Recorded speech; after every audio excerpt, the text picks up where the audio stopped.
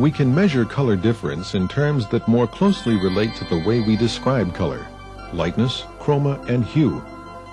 As we've seen, the lightness difference between a standard and a batch can be calculated. The computer calculates the difference in the L values to determine the total lightness difference between the two. This is called delta L. If the value for delta L is positive, as it is here, the batch is lighter than the standard. A negative delta L would mean that the batch is darker than the standard. Delta A and delta B relate to the difference in the rectangular coordinate system. This does not directly relate to the way we describe color in terms of chroma and hue. The difference in chroma, however, can be measured. The chroma line of the batch is longer than that of the standard, which means that the batch has the higher chroma of the two. The longer the chroma line, the more saturated the color. C star indicates the value for chroma. The difference in chroma values between the two samples is calculated to determine the total chroma difference between the standard and the batch. This chroma difference is called delta C. A positive value for delta C, such as the one shown here, verifies that the batch is higher in chroma than the standard. A negative delta C would mean that the batch is lower in chroma than the standard. Since we know delta E and delta L from our calculations with delta A and delta B, and we now know delta C, we can calculate the difference due to hue only.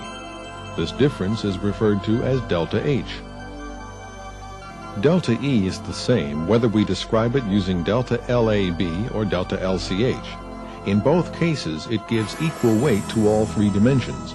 However, it is easier to describe color difference using delta LCH. This calculation determines the total color difference between the standard and batch in terms of lightness, chroma, and hue. Now that we can determine values for color difference in ways that relate to our perception of color, let's take a second look at our 6 green samples. Each of these samples has a delta E value of 2. That means the total color difference between each sample and the standard is 2 units. Visually, each sample appears different, and now we have a way to precisely describe this difference.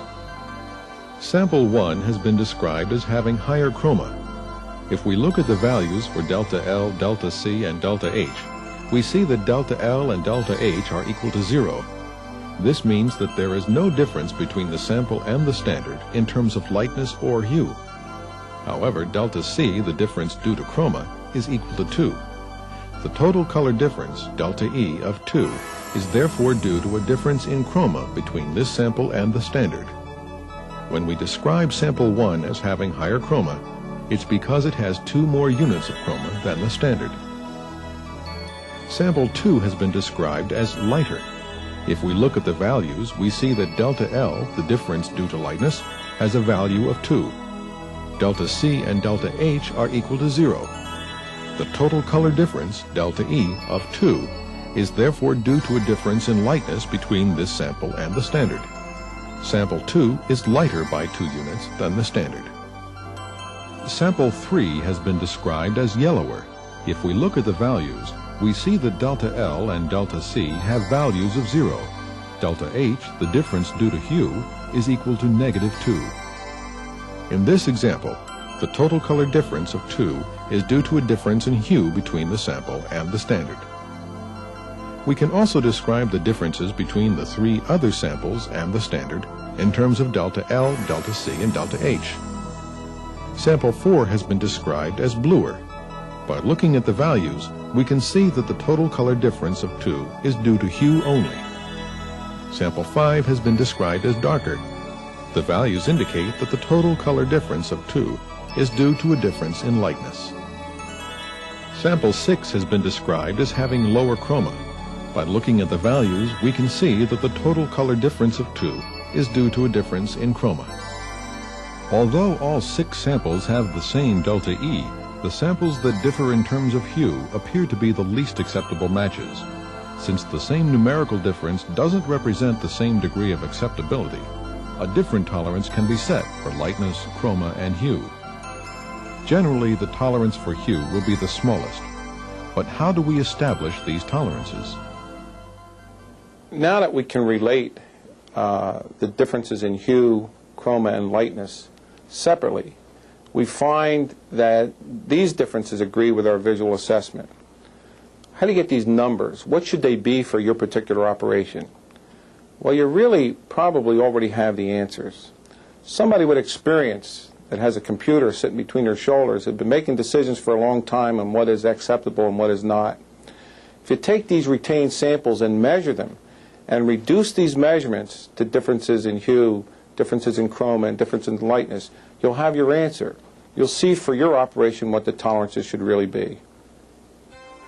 A number of batches which have already been accepted by the customer can be measured and plotted in LAB space.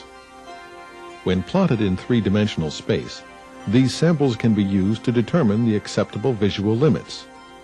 Statistical analysis of these samples defines the tolerance ellipse. For now, we are going to look only at 2 dimensions. The dimensions of the ellipse correspond to the hue and chroma tolerances. A pass-fail system for color approval measures the differences between a standard and a batch in terms of lightness, chroma, and hue. A new batch that plots within this ellipse can be shipped. A batch that plots outside this ellipse will not be shipped, because it is unlikely to be accepted based on the history of customer-approved batches shown here. When we add the 3rd dimension of lightness, the ellipse becomes an ellipsoid, and lightness differences are treated in the same way. We can tell if a batch is acceptable simply by using the data provided by the computer. The tolerances are shown in terms of delta L, delta C, and delta H. The range of numbers displayed under each heading shows the acceptable range of color difference in terms of lightness, chroma, and hue. By using the differences in hue, chroma, and lightness, we now have a means of setting up industrial tolerance for our colored product. We have to have tolerances for color just like anything else. For example, if you need a bar 12 inches long and it's going to be used for a window weight, you may say 12 inches plus or minus a half inch is acceptable. On the other hand, if that bar is going to be used for a precision instrument, we may say it has to be 12 inches plus or minus a thousandth. So it depends on the application on how tight your tolerances have to be. It's important not to set tolerances that are unreasonable or too tight for the particular application. For example, the inside of a trunk of a car doesn't have the same tolerances that the outside fender does. So we now have a means, an objective means of setting these tolerances. The big advantage is that they're consistent. They don't change from day to day. They're not subjected to emotional decisions. And that's the advantage of using the instrumental approach. In this example, our standard is a green paint made with black, yellow, blue, and white pigments. Let's take a more detailed look at this area of color space. Batch number 1 represents the first attempt at a match. By its position, we can see that it does not match the standard. If we look at the values for the 2 samples, we can determine how they differ. Delta L shows that the batch is lighter by 0.11 units, a very small difference. The value for delta C is negative 0.33. A negative delta C means that the batch has lower chroma than the standard. The greatest difference between the samples is delta H. This difference in hue of 1.58 means that the batch is bluer than the standard. We can adjust the batch by adding some pigment. The amounts of each pigment are shown here. Since the batch is too blue, let's try adding about a half a unit of yellow.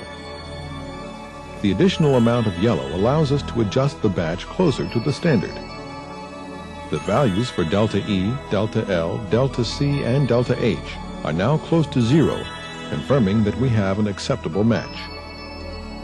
Batch number 2 represents another attempt at a match. By its position, we can see that it does not match the standard. By looking at the color difference between the standard and the batch, we can determine how they differ. Delta L shows that the batch is essentially the same lightness as the standard, with a difference of only 0.06 units. The value for delta C is 0.87. A positive delta C means that the batch has higher chroma than the standard. Again, the greatest difference relates to hue. Delta H has a value of negative 2.08. We can see this hue difference by looking at the samples in color space. The batch is yellower than the standard.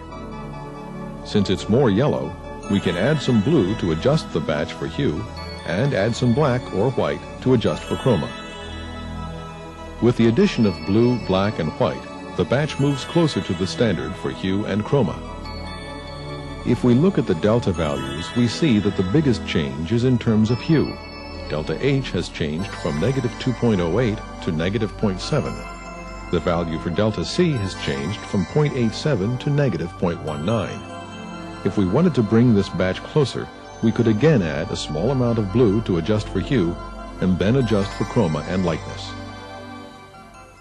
We can see from the previous examples that we can get a lot of useful information by plotting various batches in this somewhat theoretical LAB space.